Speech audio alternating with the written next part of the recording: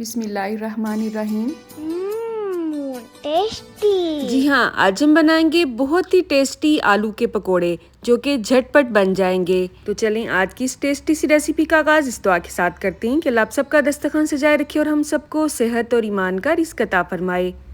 तो आलूओं को मैंने किसी भी मशीन से नहीं काटा है, हाथ की मदद से ही काटा है। अच्छी तरह से धोने के बाद आपने इसे इस तरह से स्लाइसिस में काटना है। ना तो पीसेस ज़्यादा मोटे होने चाहिए और ना ही पतले होने चाहिए। आधा कप इसमें बेसन ऐड करेंगे। तो बस इसमें चंद ही स्पाइसेस ऐड होंगे जिसमें शामिल है 1 चम्मच नमक, आधा चम्मच ही हल्दी पाउडर मैं इसमें ऐड करूँगी, 1 चम्मच सुरख मिर्च का पाउडर ऐड करेंगे। टेस्ट के हिसाब से कम ज़्यादा आप कर सकते हैं, मैंने थोड़ा सा ज़्यादा ऐड किया है 1 चम्मच से। आधा चम्मच खुश्क धनिया पाउडर और 1 चम्मच छोटे वाला मैंने यहाँ पे अजवाइन को हाथों में क्रश करके ऐड किया है। बस तमाम अज्जा को आपने अच्छी तरह से मिक्स कर देना है। हमने इसमें कोई भी पानी वगैरह ऐड नहीं किया है, ना ही अंडा ऐड किया है। इसे हमने 5 से 10 मिनट के लिए रेस्ट देना है। इसमें जो हमने नमक और स्पाइसेस ऐड किए हैं ना, उसकी वजह से ये आलू खुद ही अपना पानी रिलीज़ करेगा। इसे आपने 10 से 15 मिनट के लिए रेस्ट पे ज़रूर लगाना है, ठीक है।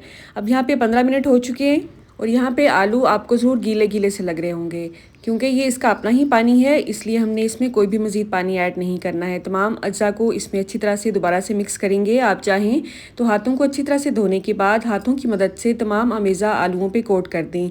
ये ज़्यादा आसान काम होता है।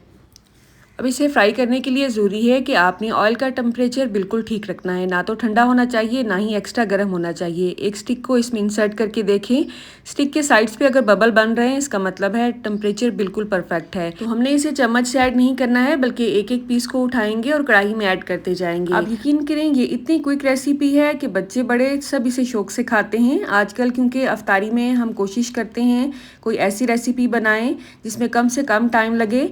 तो ये पकौड़े जो होते हैं आम पकौड़ों की निस्बत टेस्टी भी बनते हैं, देखने में अच्छे भी लगते हैं और टाइम भी कम लेते हैं।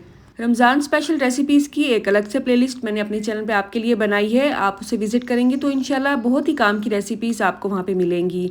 इसके अलावा इफ्तार स्पेशल जो ड्रिंक्स होते हैं उसके भी बहुत से आइडियाज़ आपको मेरे चैनल पे मिल जाएंगे। पकौड़े कढ़ाई में ऐड करने के 1 से 2 मिनट तक तो आपने इसे छेड़ना भी नहीं है। जब आप देखेंगे ये अपनी हैयत में आ गए हैं तो आपने इसकी साइड चेंज करनी है और दोनों साइड से अच्छा सा कलर आने तक आपने इसे फ्राई कर लेना है। इस वीडियो के भी एंड स्क्रीन पे मैं आपको रमज़ान स्पेशल रेसिपीज़ की वीडियोस का लिंक दे दूंगी। रेसिपी अच्छी लगी हो तो एक प्यारा सा कमेंट छोड़ते जाया करें। आपके कमेंट पढ़ना और इन्हें रिप्लाई करना मुझे बहुत अच्छा लगता है। मेरी नेक्स्ट वीडियो तक मुझे इजाज़त दें। अल्लाह हाफिज़।